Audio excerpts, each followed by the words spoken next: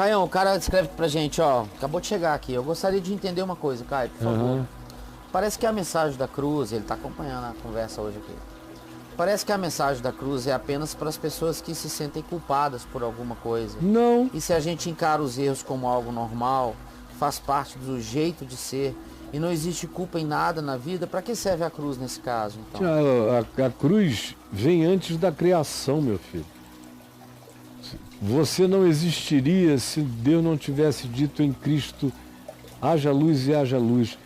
A criação é a explosão de Deus.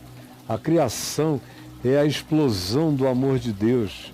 A cruz que os apóstolos dizem, João diz, Paulo diz, sobre esse cordeiro simbólico, metafórico, metafísico, que foi imolado antes da criação do mundo, é a origem de toda a vida. De modo que, se você respira, você está respirando graça. Se você diz, eu estou feliz, você está aproveitando tudo isso. Se você existe, você é produto disso tudo. Não tem como você fugir disso. É que a religião transformou a cruz, confinou a cruz à angústia dos tormentosos. E aí o cara que não anda neurótico, religiosamente falando, que não é um atormentado, não é um paranoico, e eu tenho encontrado muitos assim, não é um atormentado. Aí a pergunta é essa, escuta, a cruz serve para quê? Para mim que não sou um ser atormentado. É quando eu beijo a boca de uma menina, eu não vou para casa culpado. Quando eu me masturbo, eu não fico com vontade de queimar a mão. Quando eu gozo, eu não fico achando que Deus virou para o lado, eu não peço para os anjos se afastarem para eu gozar melhor. Eu não carrego essa culpa judaico-cristã. Eu fui educado na filosofia maoísta, budista. Eu sou uma espécie de confucionista. Eu não carrego essa angústia dos judeus e essa neurose dos cristãos. Então a cruz serve para quê? Para mim. Eu ouço cada vez mais essa pergunta. Ele está nessa. Aí a minha resposta é simples. A cruz é o teu significado. Para mim, sinceramente, no dia 18 de julho de 73, quando o cara lá perguntou num culto na Assembleia de Deus, onde eu entrei sem querer, na rua Duque de Caxias, em Manaus, era uma quarta-feira, e o rapaz perguntou, ele estava falando e eu não estava gostando, não dizia coisa com coisa, eu entrei no fluxo da boiada, porque eu estava com a cara de desespero, e um garoto que estudava na escola técnica comigo me viu. Eu não conseguia passar porque a multidão era grande, eu parei a moto, e ele veio para mim e falou, você está com a cara de morte, cara, para aqui e ouve uma mensagem que pode mudar a tua vida. Obviamente não foi tão curto assim, teve um outro diálogo, mas o fato é esse, eu entrei, ele me levou para a galeria. Me botou de um lado do cara que gritava com uma criança no colo, suave gritava. E eu tava lá com uns 14 baseados na cabeça, sei lá mais o que, anfetaminas. Doidaço. Doidão, mastigando a boca, os dentes, numa aflição de morte enorme, uma vontade de desaparecer. Mas eu não estava culpado. Eu não tinha nenhuma oração assim, tipo, Jesus me perdoa por tanta mulher que eu tenho comido. Na realidade, eu acho que essa foi uma oração que eu nunca fiz. Assim, Jesus me perdoa por isso, por aquilo. Não, eu não estava assim, eu era perdido. Era sem sentido. Aí ele perguntou, alguém aqui sabe por que no alto da cruz de Jesus havia uma epígrafe, escrita em hebraico, latim e grego, esse é Jesus o Nazareno, rei dos judeus? Aí eu pensei comigo, falei, não tenho a menor ideia de por que tinha esse epígrafe lá nessas 3 línguas. Aí me chamou a atenção, falei, vamos ver o que esse idiota vai falar. Ele só estava falando bobagem para mim, até então. Aí de repente ele diz, é porque o latim era a língua de Roma, era a língua da política, o hebraico era a língua do monoteísmo religioso e o grego era a língua da filosofia. E era para que o mundo inteiro soubesse que aquele que estava ali era o rei dos judeus. E eu nem me fixei no rei dos judeus, porque isso aí era muito racial, muito DNA para mim. Eu era filho do movimento hippie também, de uma coisa universal, que não era racial, a humanidade era a minha raça, era da raça humana que eu era. Brasileiro era um detalhe, eu era um ser da raça humana. Eu era um ser humano no planeta. Brasileiro, patriota era um detalhe. Minha pátria era a terra, por enquanto. Depois daquele dia, minha pátria se tornou o céu. Mas o Brasil é muito secundário nisso aí. Terciário, quaternário, seja o que você queira. Aí quando eu ouvi aquilo, eu fiquei com um sentido. Falei, era isso, é isso, é isso. Me falta esse centro. Me falta esse eixo. Eu não tenho esse magnetismo, falta a mim esse centro gravitacional. E aí na minha mente, a minha viagem não foi pelo universo dizendo me perdoa, que eu sou um pecador, pecador. A minha viagem, que não sou ele, estou com quase 65 anos, passo daqui a uma semana. Mas, dia 15. Daqui a dia 15. Minha viagem não foi essa. Olha o pecador. Não, mas eu me senti fora da órbita da Terra. Na minha viagem eu fui para o espaço sideral. Universo inteiro. E eu no vácuo universal. Sem sentido, sem referência, sem atratividade. Viajando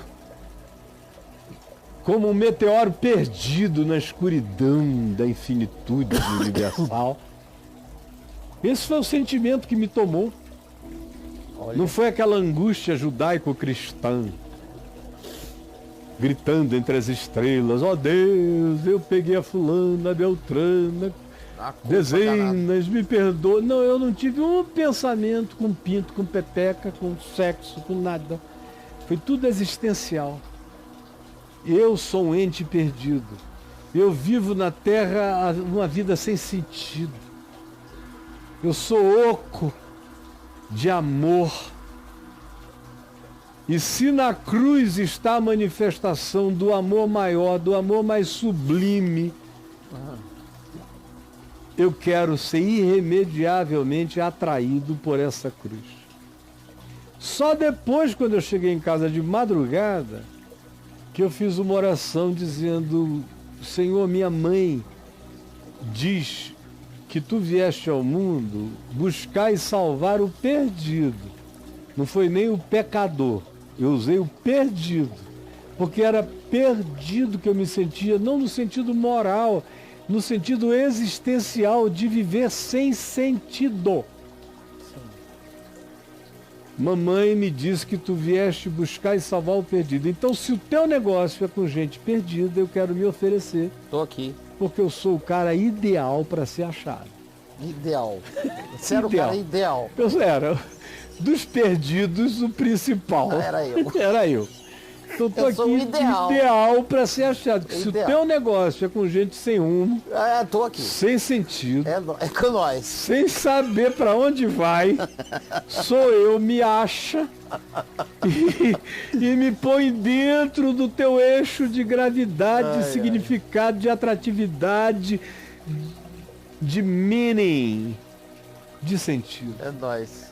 Então, meu filho, você anda muito impressionado com os crentes que só vão para Jesus assim. Qual é o público-alvo dos crentes? Quem fuma crack, quem cheira pó, quem está numa bagaça danada, quem faliu, quem se arrebentou todinho. É o case. É o cara todo ferrado. Aí parece que Jesus só quer esses caras e são só esses caras que precisam de Jesus. Agora, meu pai tinha um bom nome, minha família era respeitabilíssima, toda a minha parentela era maravilhosa, era feita de gente culta, não me faltava educação, meu vernáculo era bom, minha mente pensava. Eu não estava nessa categoria. Maconha nunca foi um problema, eu parei de fumar maconha na hora, nunca foi um problema para mim. E eu não associei a minha conversão à maconha. Isso era coisa de crente. Eu associei à perdição do meu ser. Maconha era uma bobagem. Eu me converti e fiquei fumando cigarro mais 1 ano e 9 meses, 1 ano e 8 meses. Porque nem o cigarro me dizia nada. Era só um vício que fazia mal ao meu corpo. Até um dia que eu falei, não, eu estou fazendo mal a mim, eu sou um burro. Joguei fora e acabou. Não. A cruz me atraiu por causa da minha solidão, por causa da minha perdição cósmica, por causa da minha falta de sentido, por causa de uma existência sem Deus no mundo, sem um amor absoluto que desse significado à minha existência relativa. Essa foi a grande atratividade da cruz. Foi esse amor eterno. Foi a revelação de que por aquele amor eu estava achado. E aquilo seria o sentido da minha vida, não só no espaço-tempo, mas de eternidade a eternidade. Por isso, quando você me vê evangelizando, você nunca me vê aqui dizendo, venha você que fuma, você que bebe, você que cheira. Você que se masturba, Isso. você que está perdido. Eu aprendi com Jesus que não são as coisas que vêm de fora que nos maculam, e sim aquelas que saem de dentro as que nos destroem. Então o Evangelho na minha boca nunca será de outra forma, e a cruz de Cristo em mim nunca terá outro sentido. Ele é aquele em quem tudo subsiste. Esse é o significado. Eu encontrei o sentido da minha existência. Amém. Amém. Por esse que explodiu em sentido. Quando se diz que o Cordeiro foi imolado antes da fundação do mundo, é uma linguagem judaico-cristã antiga, primitiva, simbólica. Mas não é porque lá atrás, antes de qualquer criação, tivesse um cordeiro para ser morto. Não. É que para criar, Deus morre. Deus se explode em vida. Deus se desdeifica para criar. Sendo Deus, não usou como usurpação ser igual a Deus, antes a si mesmo se explodiu. Então o que Cristo fez na cruz é o que Cristo, antes da criação de todas as coisas, fez para criar tudo que existe. Todos os mundos e todas as dimensões. Então a cruz para mim é um acontecimento antes de qualquer Big Bang simbólico. É de onde emana tudo quanto a gente chama vida. Entendeu, meu filho? Que coisa linda.